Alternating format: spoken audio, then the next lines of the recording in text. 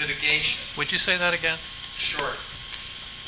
This workshop is entitled, Why Attorneys Don't Want to Accept Cult-Related Legislation. And Legislation? Litigation, I'm sorry. Thank you. Our main speaker is Peter Georgiades. Peter is an attorney and counselor of law practicing in Pittsburgh and Washington, D.C.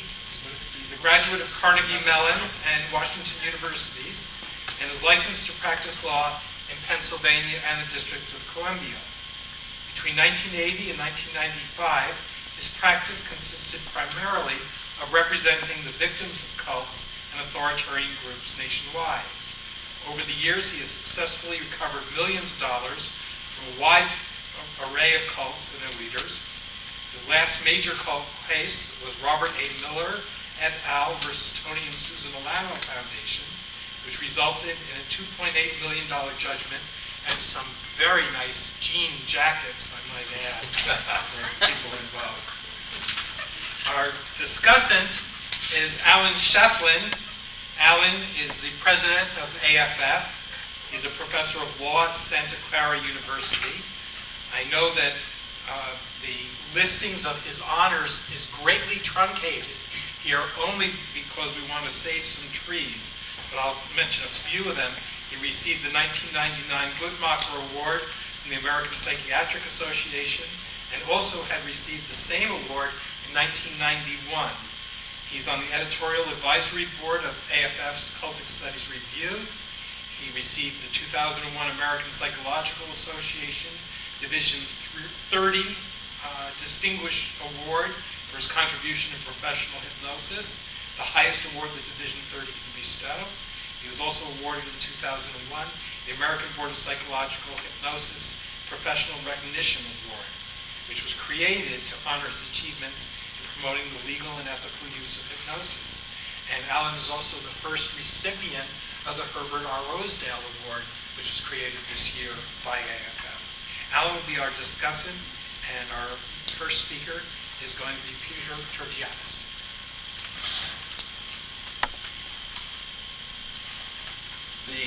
The title of this workshop is something of a misnomer, and I'm responsible for it because I didn't think it through before I told Michael what to call it.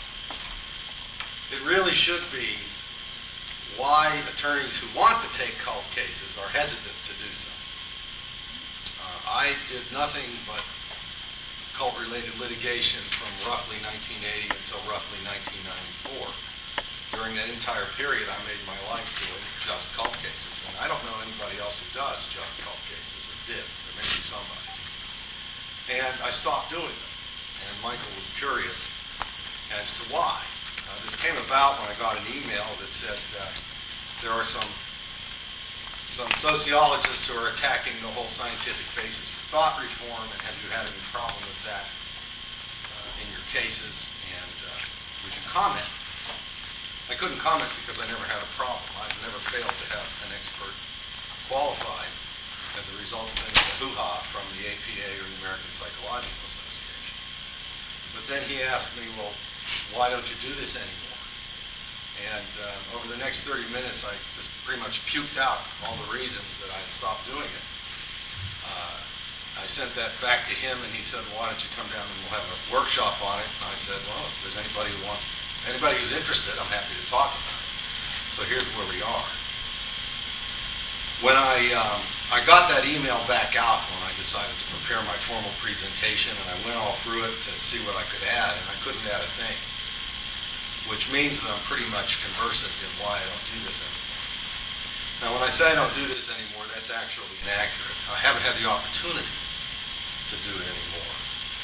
And I'm going to go through some of the reasons that lawyers hesitate to get involved in this kind of litigation. And I've also tagged on the end some of the things I think we can do about it so that we get more legal help. I'm sure you've noticed that there's a lot less discussion about or interest in litigation as a solution to any cult-related problem in recent years as compared to the mid-1980s, for example. And so it works both ways. Lawyers are more hesitant to take them, and victims are less likely to sue. and I don't know if there's a cause and effect relationship there or not. The first problem that you have, and these are all self-evident, is that you've got a fanatic and corrupt opposition.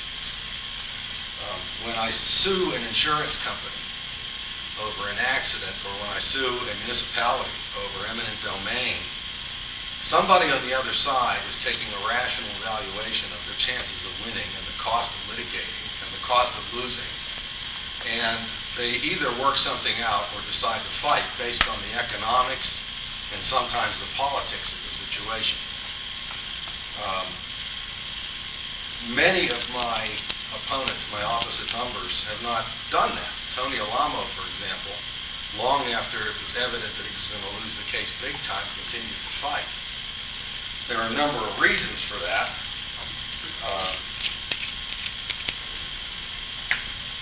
Some need to fight in order to keep the faithful interested.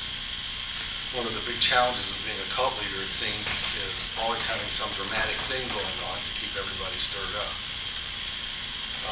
Another big reason is that management, and when I use the term management, I mean the Chief Mahuff and his close circle of lieutenants who actually run the group. Management cannot be perceived as being less than invincible or less than invulnerable. If you bring the big yogi in and sit him down in the deposition room and force him to answer your questions and cross-examine him when he lies to you, and you catch him in lies, the mere fact that he has to respond to your notice and the mere fact that he has to be there is evidence that he does not make the world turn. And that's a political problem. I never was able to get Yogi Bhajan into a deposition in a year and a half of litigation. Every time he came up for deposition, he would have one of his followers who was a medical doctor write him a medical excuse. And the judge let him get away with that 5 times. So that he couldn't come and testify, because that would be answering to another authority. Not my authority, it would be the authority of the court, but in the group it would be perceived as my authority. And now there's some question about who the Chief Mahuff really is. So they fight you for that reason. The ones who leave, under no circumstances can be seen to prevail. One of the things I've learned about at least those groups that I worked with is when you leave, you're defamed. He's going to die now. He's left the protection of the spiritual protection of the guru, so he's going to be reincarnated as a cockroach, or the negative energy is going to get you now that you're out in the world, or the devil will occupy you. I'm just going down the list. You will no longer realize your full potential, and you'll be unhappy the rest of your life. Those are 4 of the ones I can think of. Well, that kind of all goes to hell if the person recovers a big money judgment against the group and walks away with cash. All of a sudden, they are powerful, and they have succeeded, and you see them in court, and they're no longer ash and gray, and they're wearing nice clothes, and people are shaking hands, and everybody's smiling. Well, management has a real problem with that. The litigation is a serious threat to their internal control. So they fight you for non-economic reasons, and that makes it hard on a lawyer. Throughout all of this, you're going to hear money talked about at every turn. It is an economic issue. Why lawyers don't do this is a purely economic issue. Why lawyers do this is fundamentally an economic issue. So we're talking about money here, folks, from the get-go. Every lawyer has to earn a living. You've got a secretary, you've got rent, you've got all kinds of dues you have to pay, you've got all kinds of people it takes a lot of money to run a law office. Our 5-person firm, for example, our nut every month is about $35,000. So if we don't come up with $35,000, we lose. Before we take home anything, we lose money. So if I'm going to do a case, it's going to take me 3 years before I collect on it. Count up all the $35,000 months, and that's what I have to get. And then, of course, there's the carrying. It's an issue. As a result of their fanaticism, we face perjury, which is not unheard of in other cases. We face outright fabrication of evidence. They just type up the documents they need and take them into court, which is not unheard of, but it's pretty rare outside the cult arena. We face many backdoor efforts to influence our clients, which I've never seen in any other kind of case. The 3HO case I did, it's a yoga cult for people who aren't familiar with them. The 3HO people in the United States call themselves Sikhs. Well, there are, of course, the Sikhs from India, and they have their own organization. And those two organizations are not unrelated. They have kind of a weird political interaction. Well, my clients were constantly getting unsolicited, off-the-cuff calls from various Sikh religious authorities just to make sure they're all right and to explain to them that this isn't a good idea, all this litigation stuff, you know, all the money's just going to the lawyers anyway. And that produces client control problems. So that's difficult. Threats and attacks on counsel are a problem, such as I've never seen in any other kind of litigation, with the exception of prosecution of organized crime figures. I've had the bomb squad at my house. In Los Angeles in one case, and I get a call from the captain of the bomb squad from my living room because a package had arrived at my house from Tony Alamo, in fact. Turned out to be a tract, not a bomb. But that upsets people in the neighborhood. I've had U.S. Marshals escorting me in and out of courthouses. Thousands of pages of defamatory material have been written about me. Tony Alamo responsible for at least 2/3 of it. Who is Tony Alamo? The world pastor Tony Alamo is a good Christian man who runs some foundations in Arkansas and California. It's a discipling cult. And he likes to publish that I've beaten preachers with tire irons and all sorts of things like that. Scientologists are good at defamation.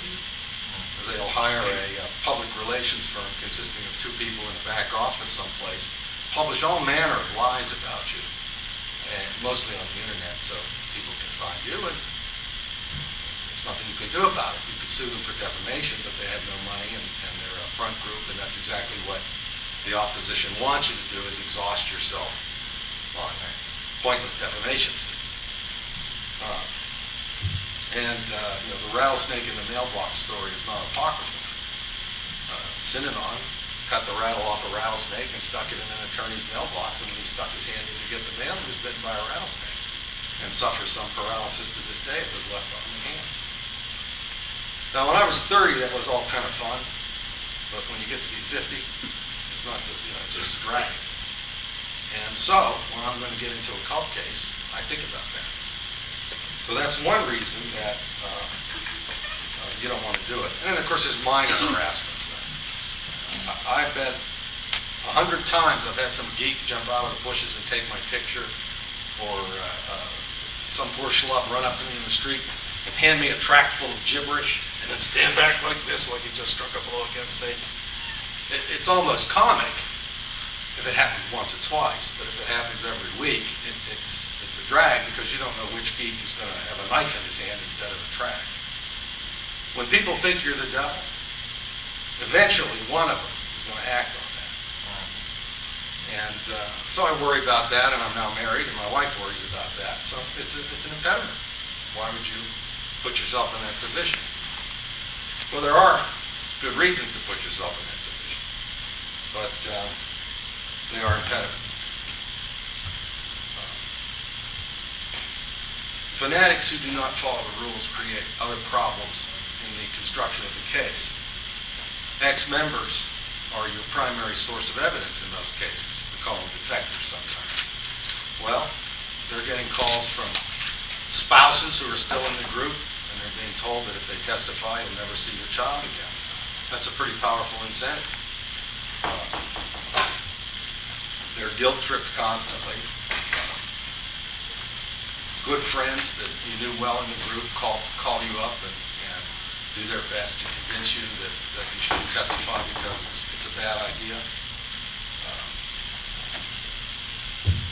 There are, of course, they suffer defamation and physical threats. So you've got your fact witnesses under pressure.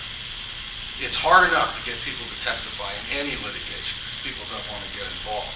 If you add that kind of pressure, threats, intimidation, guilt, that makes it that much harder. And the same thing, of course, happens to your witnesses, expert witnesses. I don't have to go into it here, but my experts have been subject to the most outrageous forms of harassment I can think of. And there's not a thing you can do about it because you'll never prove anything. So trying to find an expert who will testify in these cases, it's the extraordinary individual who will testify. I will tell you one of the reasons that I like these cases is because of the quality of the people I ultimately wind up working with. I've met some of the finest people I've ever met in my life as expert witnesses in my cases. So there are compensating factors. A very important problem is that the clients you deal with are not stable. Now, I mean no disrespect to my clients or to my past or future, and I certainly don't mean to ridicule, criticize them for what they've gone through or to minimize their pain, but they are an enormous pain in the ass to try to work with as a lawyer. They're frequently confused, they're unstable, they have to testify as to facts, which at the time, they weren't sure what was real and what wasn't. That's a difficult issue. They're highly manipulative sometimes because they've taught to be highly manipulative to survive in their group. Sometimes they're floating or delusional. Frequently they're immature and indecisive. Their judgment has been attacked for a period of years or perhaps in some cases an entire lifetime.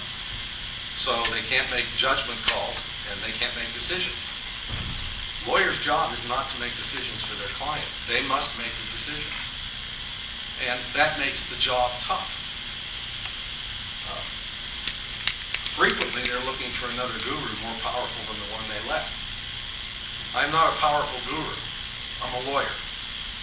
That means I am not your guru. I am not your friend. I am not your mentor. I'm a legal advisor and I'm paid to do a certain job and that's it. And these people desperately need to believe that there's a power more powerful than the one they left. And I'm elected. This is a client control issue.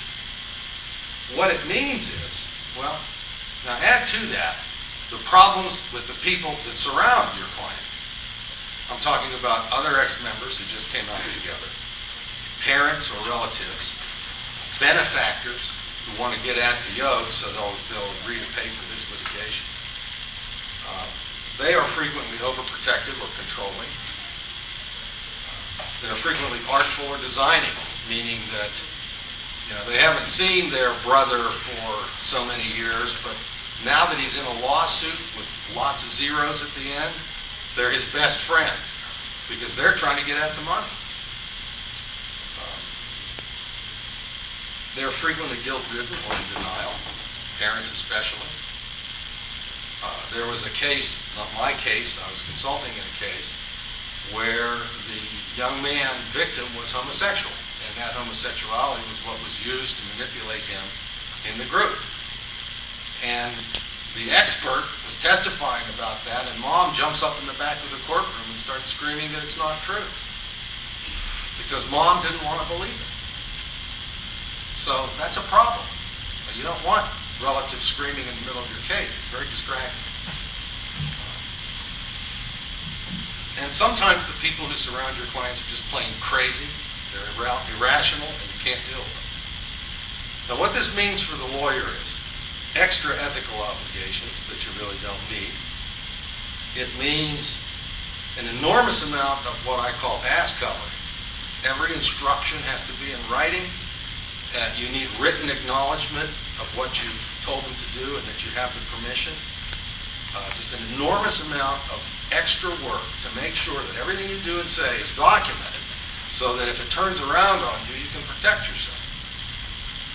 Personally, I've been lucky and I've never had anybody actually come after me.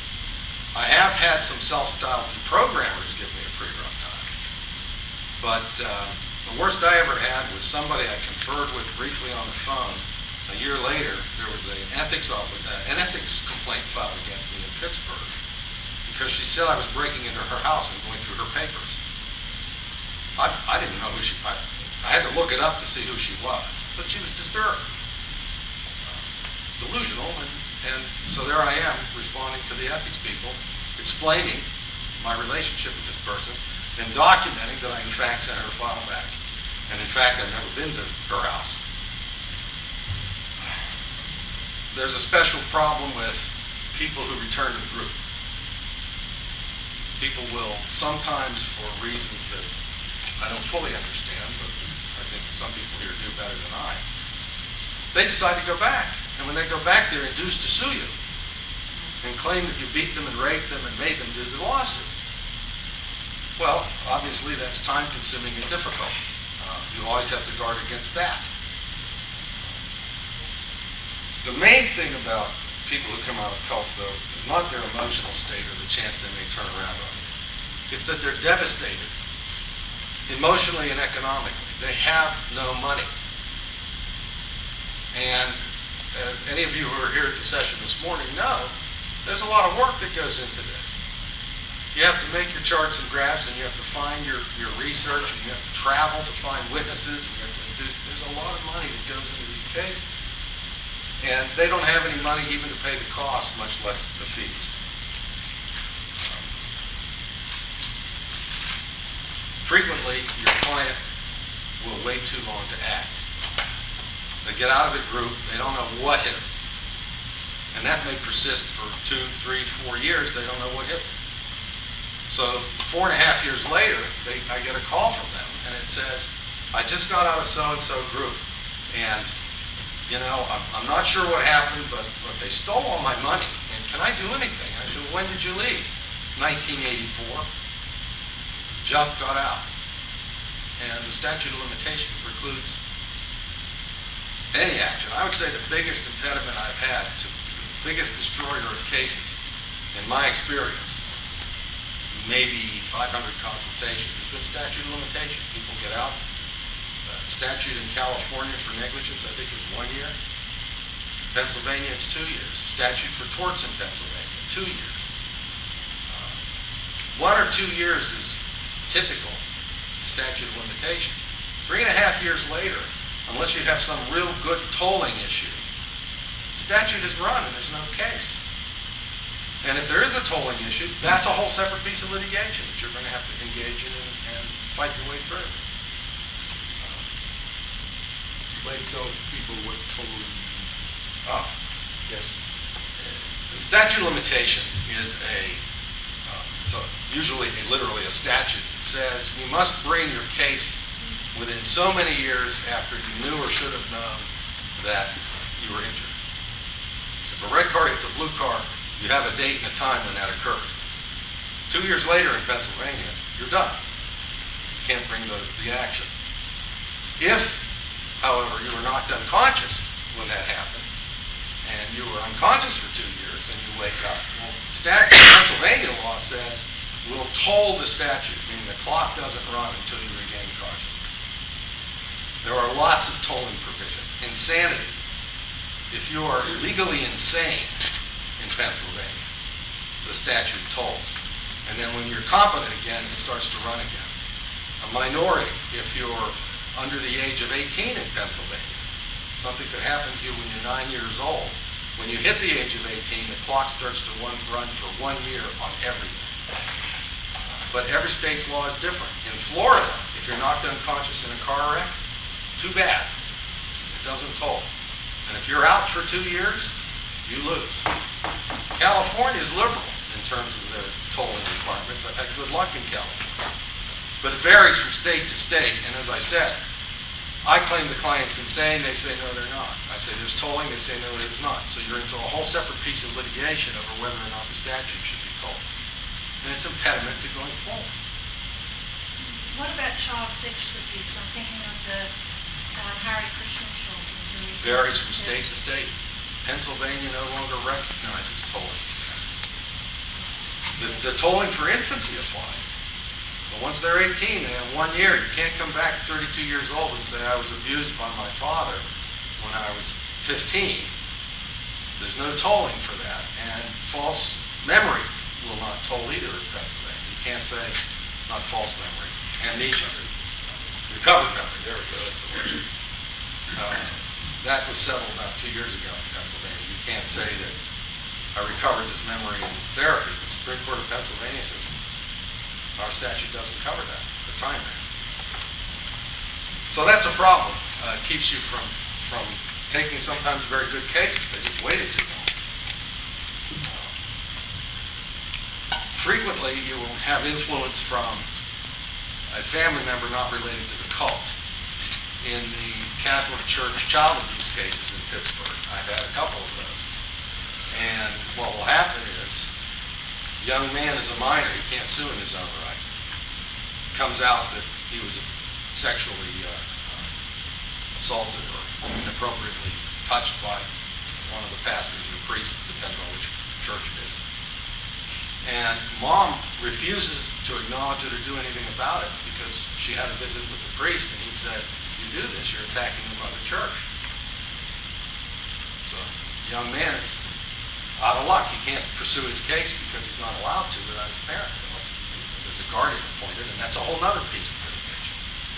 These are all just complicating factors that make this kind of litigation tougher than your average commercial tort or eminent domain, which is what I do when I'm not doing this. All of this adds up to expense. In the Alive Polarity Fellowship case, I had $310,000, my firm had $310,000 invested in the case as out-of-pocket costs when we got to trial. And the group was going bankrupt. If the group goes bankrupt, we lose our $310,000. The most expensive case I ever did was the Alamo case, which went on for 14 years. I had $1.2 million in billable hours in that case. If I had been paid by the hour, myself, my associates, my paralegals, and so forth, we would have collected $1.2 million. But it was a contingent fee case. We had $600,000 in out-of-pocket costs. So you can see these are staggering sums. I've never had a case anywhere near that expensive other than those. I would say that between $100,000 and $150,000 in out-of-pocket costs in a case against a major group is not unusual. So that's really the magnitude of what you're looking at. And what are we spending this for? Well, I live in Pittsburgh. If I have to go to California for depositions, there's an airplane ride involved. Hotels, meals. Los Angeles is one of the most expensive places I know to litigate. It's like $5.80 a page for the transcripts. Is that right? You had to tell me it's expensive though? Yeah. In Pittsburgh, it's $2.60 a page or something like that. Chicago, New York, Los Angeles, those are extremely expensive places to litigate. And that's probably where you're going to wind up if you take on one of the major groups in Washington, D.C. So taking those kinds of risks with that kind of money involved is why lawyers are hesitant. There is a personal aspect of all this too. It is frustrating when you witness the kind of wretched depravity that are perpetrated by some of these crazed animals that run these groups. And I'm not normally this flowery with my language, but it fits. I mean, mad dogs are in charge of some of these outfits.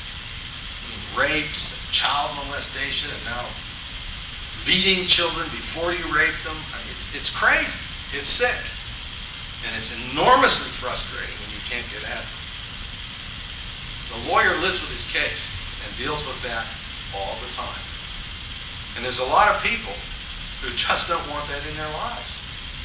And there are a lot of experts who just don't want that in their lives. And I don't blame them one bit. Personally, I like to wear the white hat. And the worse the son of a bitch is, the better I like it. But it is troubling when to find out 3 years after Tony Alamo gets out of jail, he's back in business. So that's another reason that people don't do it. They burn out on it. Collection is the final and the big problem. You work your way through all these difficulties, you put up with all the BS, and now it's time to collect. Some groups don't have any money. in my whole history, there's been 4 reasons why I've seen cult leaders do this. If anybody has a fifth, I'd be interested in knowing. Sex, power, self-aggrandizement, or money. Those are their motivations. I've never seen any other motivation. Now, if you get one who's only interested in sex and self-aggrandizement and not money, there's no money. Brother Julius up in Connecticut's a perfect example. Poor as a church mouse. All he wanted was people to believe he was the Messiah, and he wanted a supply of 12-year-old girls. He didn't care about anything else in life. So when my clients, what are you going to get from him? He has nothing. Unfortunately, in that case, his lieutenants were a little bit more interested in money, and they ran a construction company. And they didn't want Brother Julius brought down because that would end their supply of free labor. So we found an angle and we got some money out of it. But frequently the group doesn't have any money, and I'll know that when I start. Some groups have a lot of money when you start, but after 3 years of litigation, it's all been squandered or stolen. And that's what happened in the Alive Polarity case. The management of that organization were boobs. They were the Marx Brothers of the business community. And over 3 years, they just, they stay alive because they recruit more people who have money than are leaving. And with the constant supply of new money, they can be incompetent and squander money and lose money and still survive, still run. But once the lawsuit starts and more people are leaving and fewer people are coming, the cash supply is cut off, and by the end of the litigation, they're ready to go bankrupt. And that was a serious problem. Believe me, my partners were very concerned when I told them that the group was going to go bankrupt, because they saw $300,000 going up the flue. Some of these groups will simply send their money overseas. Est did this. I had a cult of what are called Messianic Jews, and you guys can figure out what that means. They were Jews who believed Christ was the Savior. I don't know how all that works, but his money was in Germany, and it was against the law for me to even ask about it in Germany. I couldn't go to Germany and chase the money. So that money was gone. The fourth problem is the Internal Revenue Service. Every cult I've litigated against is fundamentally a confidence game. I mean, it's interesting, all of the analysis of how this works, and I mean that literally, it's interesting, but really doesn't get to what's going on in terms of the law. It's a con game. You get their confidence, you control them, and then you take their money, or their labor, or their bodies. The IRS is interested in that. We had IRS agents in the back of the courtroom every day during the Alamo trial taking notes. Because by proving that Alamo was really stealing these people's money and was really a fraud, I was also proving that he was violating the conditions of his 501c3 tax exemption. So the day of my verdict, they declared an assessment of taxes, back taxes, on the whole Alamo organization going back to the statute of limitations, which is several years, and put an assessment and then a jeopardy lien on everything he had. So the litigation took me 4 years, and the litigation with the IRS took 10. And you have never seen power like the IRS has when it comes to collecting money. If I want to collect money from you, I have to get a judgment, record the judgment, the appeal time has to run, then I have to issue writs and so forth to execute on your property. Only Scientology can beat them. They didn't beat them. We'll get back to that. Scientology did not win. All Scientology got was an acknowledgement that if you're doing something tax exempt, then you're tax exempt. It was a political settlement. But the issue with the IRS is if the director of IRS thinks you owe the IRS money and thinks you're going to leave the jurisdiction or hide the money, which is a good bet with respect to most of these cults, all he has to do is certify that, and they can file liens on everything you have. And that's what they did, and so we were trying to find assets that get to the assets before the IRS did, which is very difficult. I will also add that I would rather deal with Tony Alamo than IRS. They are liars, cheats. I twice in that case had federal judges declare them to have acted illegally In fact, having conspired with Tony Alamo in one case to conceal assets. But the thing about the IRS is the Treasury of the United States, they can come back and come back and come back. And the third time we were in the U.S. Court of Appeals in St. Louis, they won. Well, I have to win every time. They only have to win once. And the result was my clients got very little money in that case. They got their costs paid. By the time they gave me my cut, paid their costs, they got very little money. And that's a hard thing, knowing that these guys needed that money so badly to raise their children and get their lives back together. Of course, it's 12 years later now. Their children are adults. That's the frustration of it. It used to be that many of these groups would have liability insurance. Now, liability insurance is a home run. If you tell me there's liability insurance, I'm very interested in this case. Because two things happen. One, there's an insurance adjuster who's not a cult member. He looks at the case rationally, scratches his head, and at first he doesn't believe any of it. But 6 months into the case, when the evidence is piled up, he goes to his boss and says, we got to get out of this. We're going to get killed. And the Mahuff says, no, you can't do it. And he says, then you don't have any insurance anymore. And it puts the Mahuff in a pretty tough spot. LifeSpring used to have insurance, but they figured out in 1982 this is how it worked. They dropped their insurance because it made them a target for litigation. So sometimes, even today, you'll get insurance. Psychotherapy cults, you've got a therapist. New Age self-improvement groups, sometimes they're part of institutions where they'll have insurance. But other than those, you're not going to have insurance for what purports to be church activity or what purports to be political activity. That's not an insurable issue. So I like insurance, but there's not much of it. And then, as previously mentioned, once you've won the case, they're not done fighting.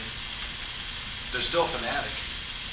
They hide property, they transfer real estate to somebody in the group. They just say, you've got the so-and-so house in your name now. Okay. And so when you do the property search, it doesn't show up as belonging to the 20th Century Holiness Tabernacle Church. You know, it's Dave Dixon. I don't even know Dave Dixon is a member of the group. I never heard of Dave Dixon. It's illegal, but that never stopped me. Those are, in my experience, the things that make these cases difficult. And because they're difficult and expensive, I'm much more selective about which ones I take. There are some things that do not influence me not to take these cases. I want to mention them because one of them is still coming around. The science behind thought reform and all of the ridiculous nonsense that is being published by social scientists to the effect that the singer and offshe should never testify has never been an impediment in any of my cases.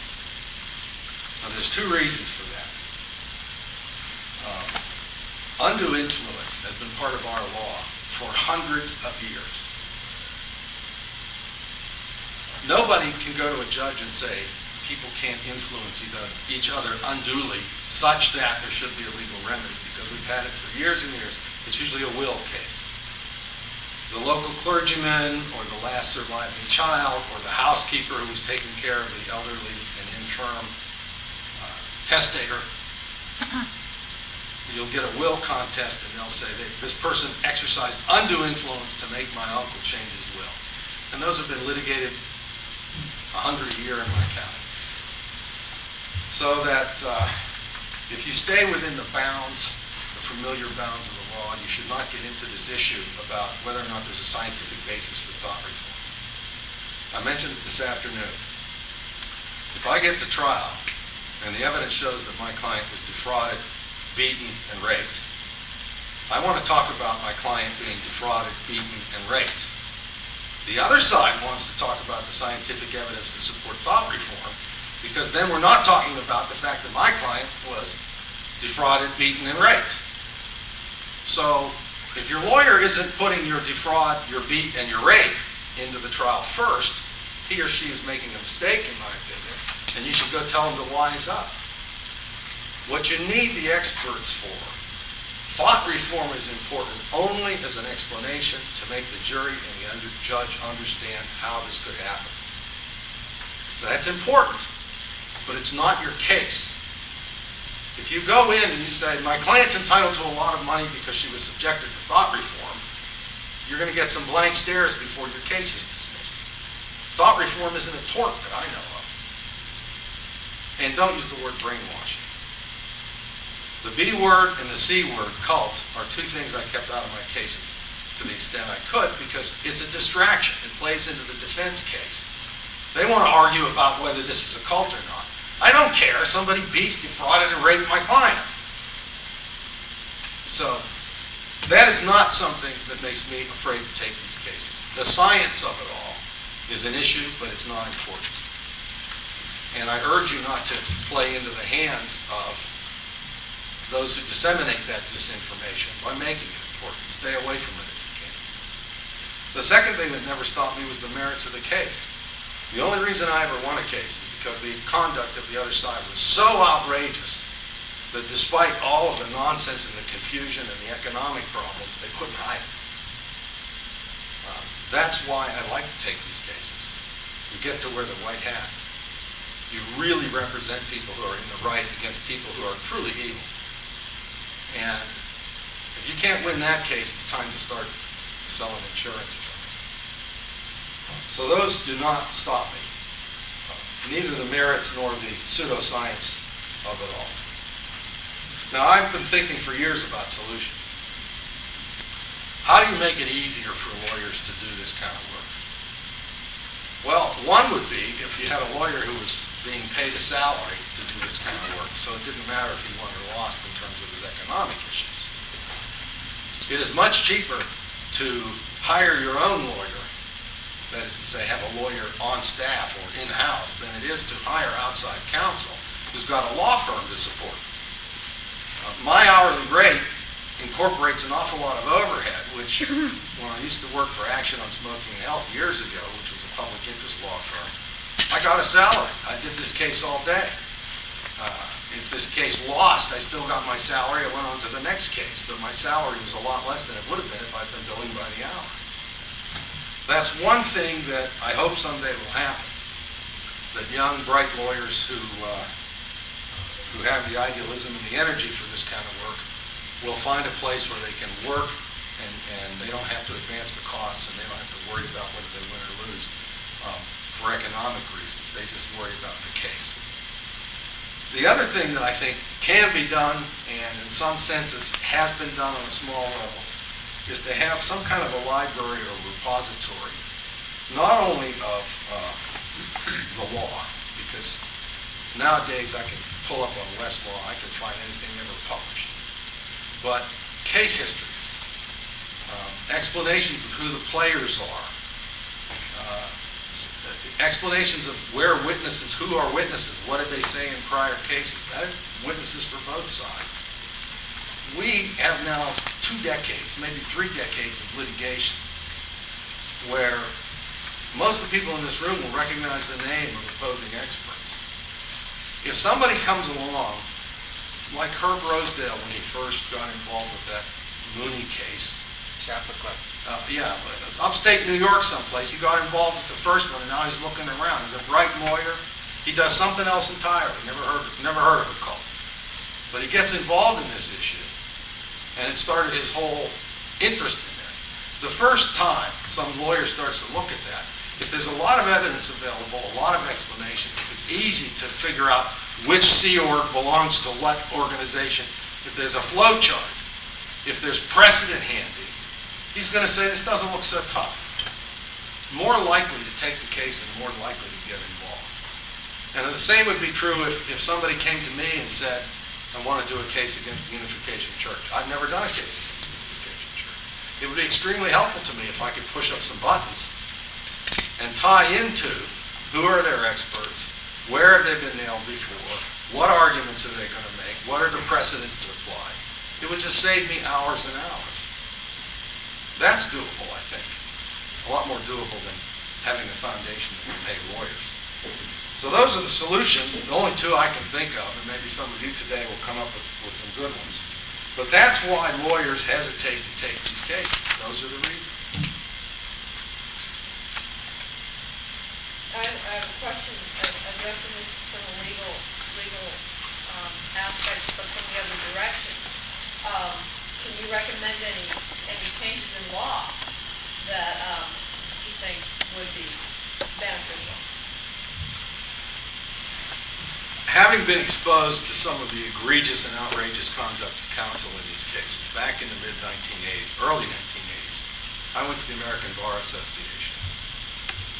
And they actually made me the chairman of a little subcommittee to just look at the problem of cult-related litigation. And I got some of the experts who had been, even by then, the subject of a lot of harassment and outrageous conduct by counsel. And we were going to have a little hearing on this. Lo and behold, in 2 days, I had 14 people on the committee, 12 of whom worked for either the Unification Church or the Church of Scientology. They wouldn't admit they worked for them, but I tracked it back, and that's who was paying them.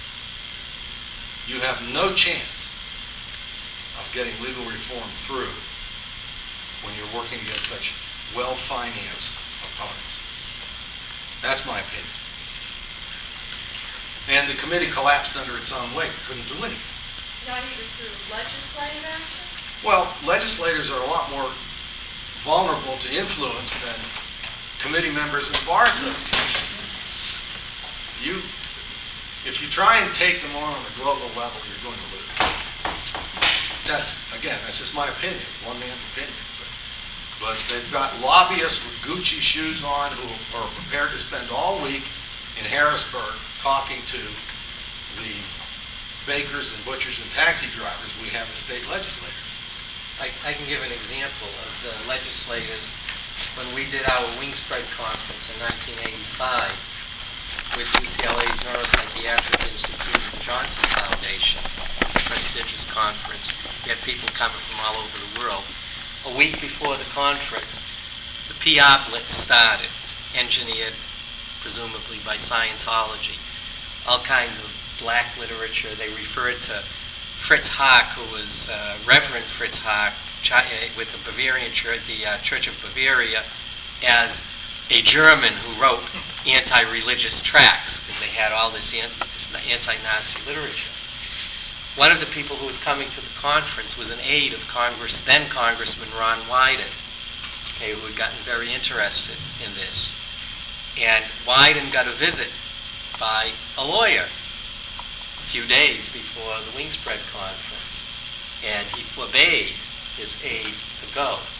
And she said, well, the word on the hill is don't mess with Scientology. And nothing ever happened. I've tried to get help from someone, I won't name the person, who is married to a very influential person who was in a group many years ago, who many years ago helped cult awareness organizations and won't even return my letters, won't answer my letters. So, to try to get influence in the political arena is very difficult, to say the least. Another example. I'm going to ask, before we go on, that we give Alan a chance to respond to Peter's talk, and then we can draw you in, Alan, as well in this discussion. So I'm going to ask you to do that.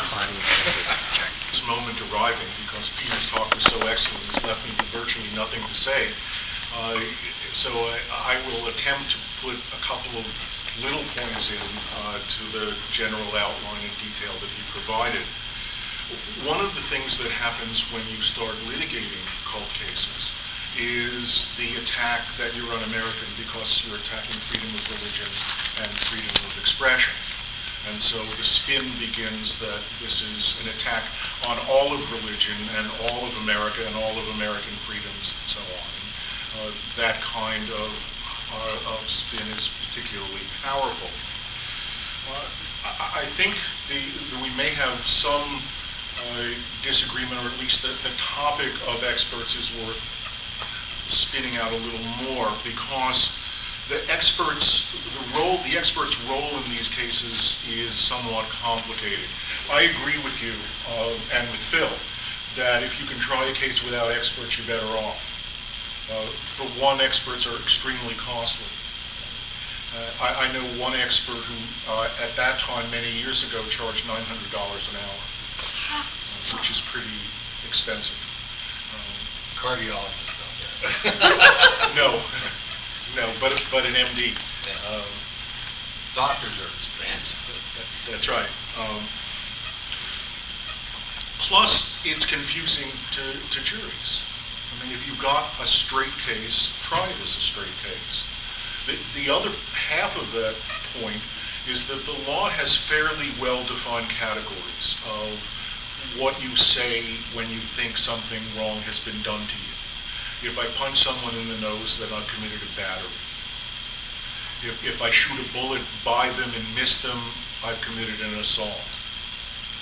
If I've done something terribly horrible, it may be intentional infliction of emotional distress, an act the community would find to be outrageous. But brainwashing and mind control and thought reform don't fit comfortably into any legal categories, and therefore they have to be put in place of anything like it in the law. So judges don't know how to do that, and in particular, even if they do, they don't want to. And this can be beneficial. I just finished working on a case that I can talk about a little bit, and the case involved a lawsuit against a person who was internationally known. The argument was that this person kept the plaintiffs in a 12-year trance. And in order to prove that there was a 12-year trance, the plaintiffs were going to bring in experts on mind control and brainwashing and so on. Well, why were they going to do that? They were going to do that because the statute of limitations had run. So the only way that they could get around the argument that the statute of limitations had run was to say that these people were literally unconscious, that they had been brainwashed, that their minds had been controlled. There's even allusion to them having been hypnotized. Therefore, now that they're free of all of this control, the statutes start to run at this point. It was clear to me from the beginning of the case, it's not a traditional cult case, that this was an argument no judge wanted to hear. It was helpful for the defense side, and I didn't think any of that was going on, to have experts on the other side whose reports discredited themselves. One of the difficulties that you have when you're an expert witness is, as I talked about if you were here this morning, the either-or that lawyers love to do. If you have not written on a topic, then you're obviously not qualified. But if you have written on a topic, then you're obviously biased, you're selling your own theory. And so lawyers have it either way. In this case, the experts selling their theories was so blatant that they had to stretch their theories like Turkish taffy to the breaking point with big holes in them in order to make the facts of the case fit their theories. The theories essentially moving towards brainwashing from other hypotheses. The judge not only said, I don't want to hear any of that nonsense, but when the name of one of the experts was raised, well, what about this person's opinion? The judge said, I especially don't want to hear about that person. Consequently, that whole part of the case went away, and since that was the only part of the case that saved the lawsuit, the lawsuit went away. Judges, brainwashing, mind control, and so forth is too messy. Plus, there is a sad fact that people don't like to admit, but is nevertheless true. As I wrote in The Mind Manipulators in 1978, classical brainwashing did not work. The studies all showed that what you got was compliance. who did not get conversion. Taken out of those communities, the individuals in the Korean War and so forth were not converted to communism. That's not to say that there aren't techniques of extreme influence that don't work. I'm not making that point. All I'm saying is that if you go in and use the word brainwashing, you will be faced, and as an argument of what happened to these people, you will be faced if the lawyer on the other side has done his or her homework with the evidence that it did not work.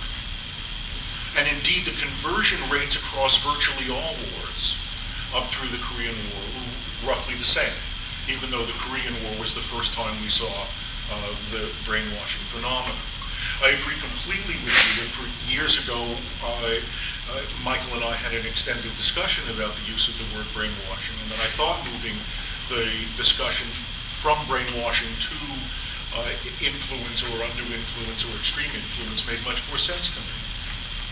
The law has hundreds of years of history on dealing with undue influence. These are concepts that are compatible. And indeed, the same principles that experts will talk about in terms of brainwashing are the same ones they talk about in terms of undue influence. Also, while the term brainwashing is alluring to juries, it is also confusing to juries. In the same way that the Manchurian Candidate, now resurrected in this new movie, causes more harm than good in the public understanding of these kinds of concepts. There's another point that's minor, but I think also worth making because it's so unusual. I've run across it only once. The facts of the case involved an accusation against a rabbi that he had sexually molested his nephew. And the facts of the case are quite messy and fortunately not necessary for us. The nephew saw a therapist, although the accusations were pre-therapy, so there was no issue of implanting. The therapist, knowing that he was working with a child, and knowing that he was working with a child who made an accusation about molesting, chose not to use any hypnosis, which was a wise decision. But because the therapist was a well-known individual in the hypnosis community, experts were brought in to say that he couldn't help but have hypnotized the person. That because he knew so much about this. Now, this is an individual who has not achieved any notoriety beyond a relatively small hypnosis community, who has not written extensively and has not written in the context of any of the controversial issues now. But because he knew how to do hypnosis, the argument was he must have done it. And experts were brought in who did not interview the child, did not read any of the therapist's notes, but who were willing to express their opinion that he inevitably had to have hypnotized the child, even though the accusations were pre-therapeutic encounter. So experts who work in the field of mind control and brainwashing are targets for that kind of accusation themselves. That since they're involved in the case, they've shaped the testimony and they've helped contribute to this process. I want to tell you some good news, Peter, that the kind of help that you have requested is in fact on its way. It may be by local rather than express train, but it is nevertheless on its way. If you do a computer search for brainwashing, brainwash, and deprogramming, you will turn up at last, as of about a month or two ago, 464 legal cases in which those terms are cited. I'm finishing up an analysis of all of those cases, just because it's important that we know they're not. They're very interesting in terms of why courts deal with those issues. My preliminary research is, and this may not surprise you, but it may not be your first thought about it. It appears that now that most common use of the term brainwashing or brainwash occurs in cases of parents who are divorcing, claiming the other parent is brainwashing the kid. It is not in cult situations. In fact, cult situations are a relatively small number of legal cases in which brainwashing or brainwash, the terms. You get a different number of cases depending upon how you run the computer search. It is mostly now in the debate over control of a kid's mind when parents are divorcing. And the term is most often used by judges or lawyers anecdotally. A lawyer says, opposing counsel's trying to brainwash the jury.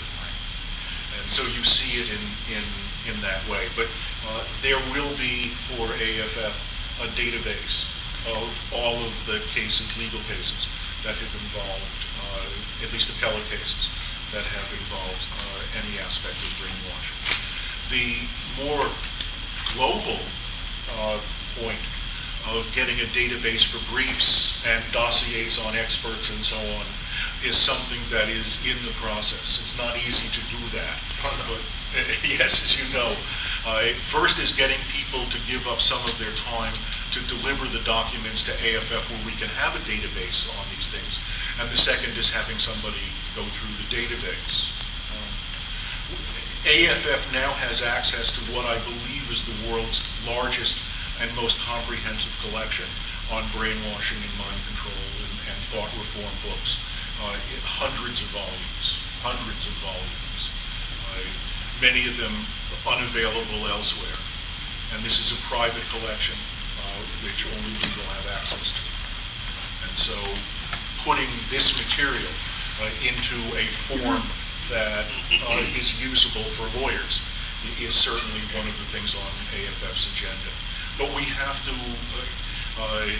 as Blanche Dubois, depend on the kindness of strangers. We have to get people to volunteer their time to do tasks. If you can get 50 people to do an hour's worth of work, you've got 50 hours worth of work.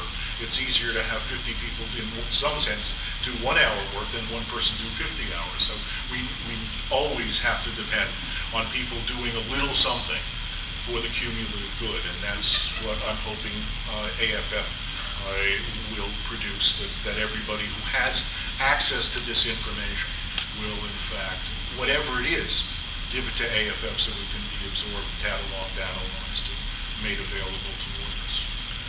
What I think would be particularly useful are two things. One would be prior transcribed testimony of the fact and expert witnesses in those cases. Because they change their testimony to suit the occasion. And I've had some real good luck using old testimony on LifeSpring experts, for example, using their old testimony against them. But you have to find it. And I have boxes and boxes of materials on a number of different groups, which I've saved from the routine destruction because they cost several $100,000 to put together, but I don't know what to do with them. I'll donate them to any reliable... Michael wants them. Well, yeah, Michael wants them, right. He needs more boxes. Yes. The other thing that would be useful are just explanations of the connections. I heard some people the other day talking about a case involving the Way, and just keeping track of the players, absorbed me completely. I couldn't keep track of who was what, who founded what, and who was sleeping with whose wife, and who got sued, and who resigned. And then you could save a lawyer 20 hours if you could give him 6 good, clean pages of timeline, and who the players are, and what they've been convicted of. Absolutely. But you deprive yourself of some wonderful reading. Oh, tedious. The hardest thing I've ever read were Yogi Bhajan's tracts, or whatever they call them. Just pages and hours of gibberish. It's mind-numbing. So save me the trouble. If somebody could distill his position, it would have saved me a lot of tedious reading. That reminds me of a conversation I had with a psychiatrist who does a lot of expert witness testimony in a variety of cases. And he once said that we're not paid for our expertise, we're paid for our loss of eyesight. He said we have to read thousands of pages of medical records in which there's scribbles and blots and so on, and some way decipher all of this stuff. That's why Michael is losing his vision. You mean his eyesight? That too.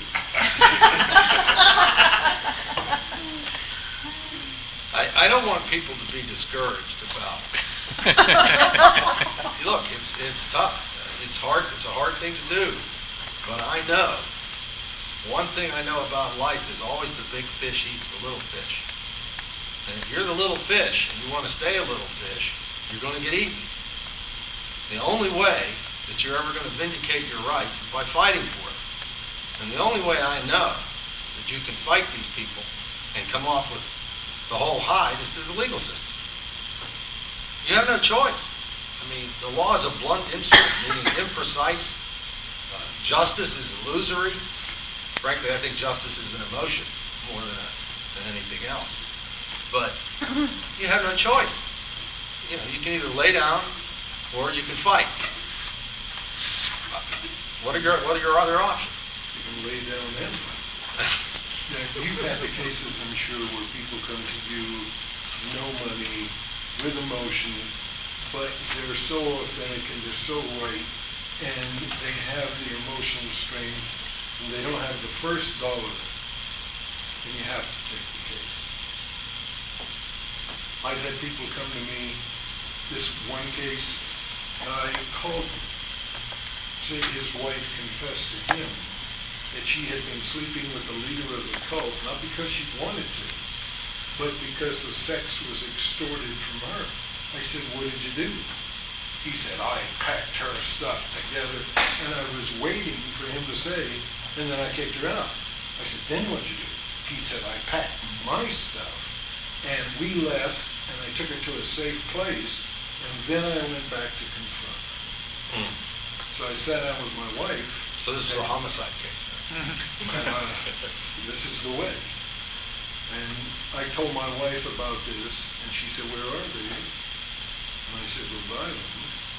And she said, well, geez, we're not doing anything, and I live in Los Angeles, that's where my practice is. So we went to Rhode Island, met them, listened to them, fell in love with them because of the goodness of them, because of and they had the emotional wherewithal, and that's one thing you went through fairly rapidly, but most people don't have the emotional wherewithal to do the 9-to-5 job, to pay the rent, to buy the beans, and then to be a participant in the litigation. So out of 100 calls, and I'm sure it's the same with you, out of 100 calls, 100 inquiries you get, you have to advise 90 to 95 people, I don't think you're ready to really consider litigation. It might be better to get on with your life. And out of the other 5, if you find one case, this case is an Ohio case. He was in Rhode Island. I'm from Los Angeles. We ended up in a settlement because the leader did his brother's wife. And he didn't want that to become public. So it was a 6-figure settlement. My clients are getting on with their life in a nice new house, nice little cottage, and they have some, but that was one out of 100 that you say no to. But there are those. I'm just lucky, you know. I get one of those every couple of years. 50 or 20 years ago, there were a fair number of lawyers who were willing to take on cult-related litigation on a pro bono basis. And it sounds like from what you're saying, Peter, that simply is not feasible today. Well, it depends on the case. You know, there's a lot of custody litigation coming out of cults, and those are manageable. They're small enough. I met a young man yesterday. He's been a lawyer 3 years, and he's looking for cold case to take pro bono.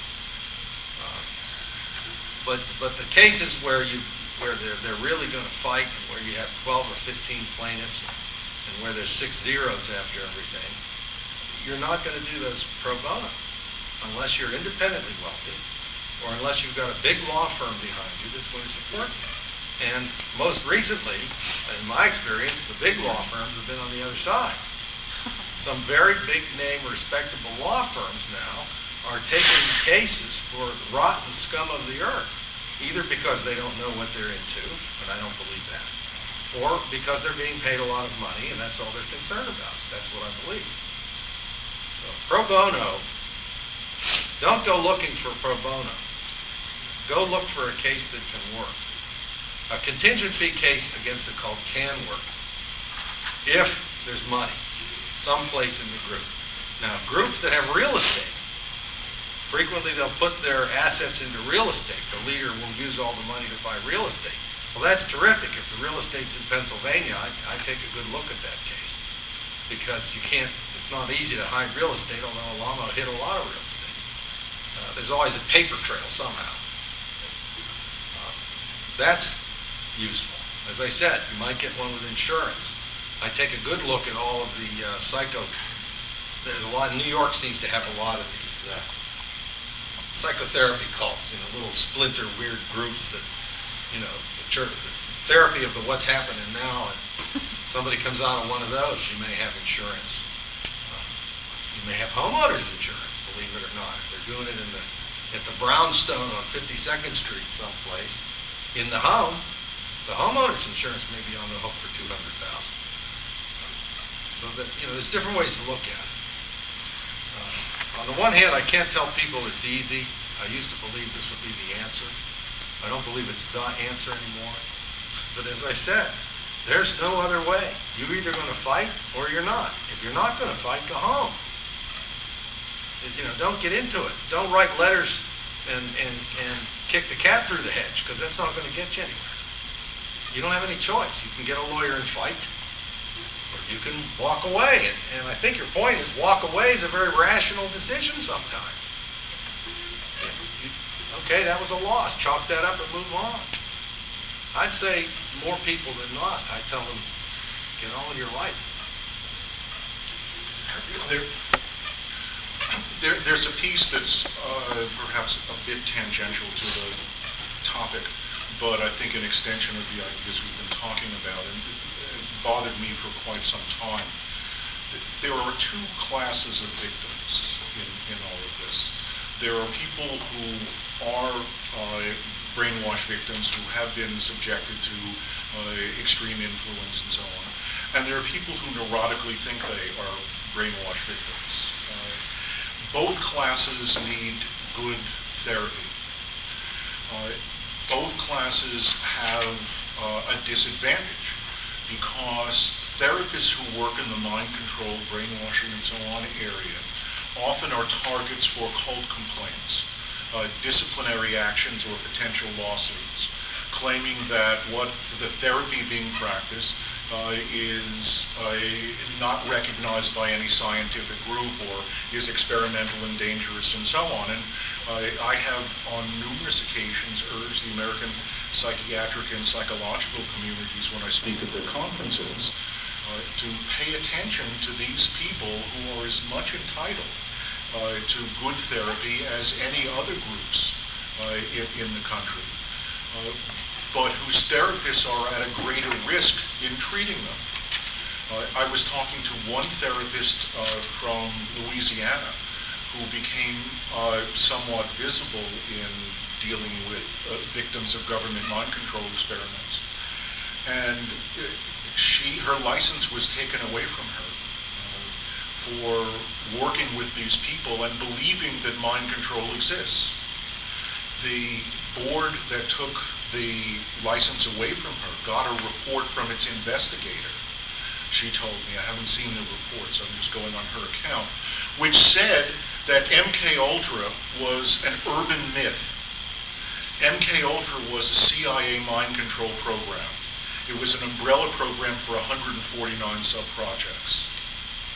The Supreme Court of the United States has acknowledged the existence of MK Ultra. Congress has published about a dozen big volumes on the MK Ultra and various other government experiments. The CIA has admitted it ran the MK Ultra program. I've read over 10,000 pages of documents on the CIA programs, including MK Ultra. But this investigator said it was an urban myth. And she's not the only person I know whose license was taken away or who has been subjected to professional disciplinary actions for working with these kind of individuals. And so it's not just lawyers who are intimidated. It is people who want to help both classes, the true victims and the true victims who are incorrect that they have been mind controlled. For a while I got worried because I hear from all these people. They call me. If you write a book on mind control, then you hear from them. And you get videotapes and audio tapes and so on from all over the world. Long emails. For a while, the stream of people who were contacting me all had one thing in common. They worked for the post office. And that scared me. But it is a very serious issue. And I would like to see the therapeutic community, the professional organizations, step up and say, yes, we will work to make sure we can develop protocols for how to treat both classes of victims that will help them, and that we will not leave behind. If it's no child left behind, how about no patient left behind? We will not say to some people, we're just not interested in your emotional difficulties. I think that's wrong, and the therapy community should step up and do something about it. Erica,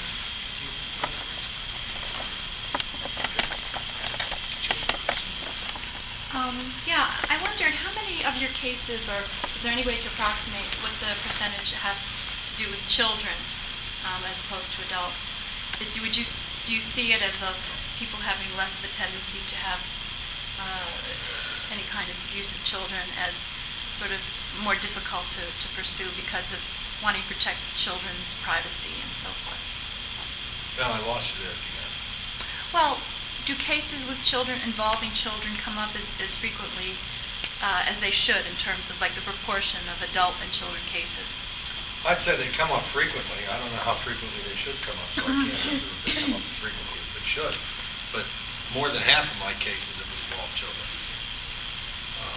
Different ways. One of my cases has come on behalf of an adult who was recruited as a child and was abused as a child. Matter of fact, several of my cases, thinking about it, are adults who were abused as children. The Alamo case was, I had 5 plaintiffs, two adults and 3 children of the adults, all of whom had been abused in the group. There's a lot of child abuse, so they're going to come up. And by the way, one thing the judges do understand is children being abused. They're less likely to say that there are nutcases and deserve it. It's how can a child deserve it? we have time for one more question, Paul. When you mentioned the early brainwashing literature, you cited the fact that just a handful became card-carrying communists. But that was involved in the prison settings. How about the percentage of people that became pretty well adherents to communism that were just in the revolutionary colleges? What was the conversion rate there? Well, I don't know the exact conversion rate, but there's clearly a difference between people in the Korean War situation and in the revolutionary colleges and in situations of total organizations. And still a difference in the case like the Malvo case, where from a young age you grow up in a tradition, and so what you learn about how the world is itself has been shaped by a set of ideas. My point was that the classic brainwashing literature from the Korean War, which is often used as the basis, the foundation, as you know, for making the argument for brainwashing, is vulnerable. And the revolutionary college material is fuzzier. So it's harder to say. I mean, we don't have the kind of data there that we do for the Korean War. So we can only make speculation about how many people converted. The problem we have, of course, is that people didn't have a chance to get out. Very few. Very few. So who knows whether a farmer has become a communist or figures, I want to grow my potatoes and I better keep my mouth shut. And if anybody asks me if I'm a communist, I'll say that because I'm still living under this regime. But there is a difference between conversion and between conversion on the one hand and compliance on the other. Absolutely. You know, when we see that in the police interrogation literature as well. There are two categories of coerced confessions. A coerced compliant and one that is a coerced, believed, I've forgotten the exact term, where you actually believe what someone is telling you. You're talked into believing you committed a crime. And it's very hard to find a true case of that last one. The leading case, this may be instructive, the leading case is the case of Peter Riley. Peter Riley was a teenager whose mother was brutally murdered. And for some reason, the police decided he must have done it, even though he had a good relationship with his mother. There's no particular motive for him having killed her. Peter had an inordinate respect for authority, particularly police authority. He wanted to grow up and be a policeman. And so the police questioned him in the following way. Did you murder your mother? No. If you murdered your mother, would you want to remember it? No. So the fact that you don't remember doing it doesn't mean you didn't do it. Well, how do you answer that? You have to say yes. And then down the line, and so, well, maybe I did it. Because these are police, they wouldn't lie to him. And they must have evidence. And so he gave a confession. Now, I don't know whether he really believed that he had done it. I suspect not. It was more than compliant in the sense to get out of this horrible situation. I'll say anything they ask me. But I think it was short of actually believing that he had actually done it. Now, what happened in his case was he was convicted because he confessed. And the community knew that he couldn't have done it. And led by Arthur Miller, the playwright, they wound up going to Herb Spiegel at Columbia, who was a hypnosis specialist. And Herb tested Peter and discovered that he was unduly suggestible and so on, and made this argument to court, and the Supreme Court of Connecticut reversed the conviction and sent it back for a new trial. Then the prosecutor died. A new prosecutor took over and found in the old prosecutor's files information that the original prosecutor knew Peter didn't do it. But it was so highly visible a case, it was political mileage to be made out of convicting this political. So he was not retried because the prosecutor now knew that he did not do it. For the revolutionary colleges, I don't know. And of course, if you live under a regime long enough and you're just going along, you may convert because it's the path of least resistance. I want to thank Peter, I'm sorry, time, Peter, and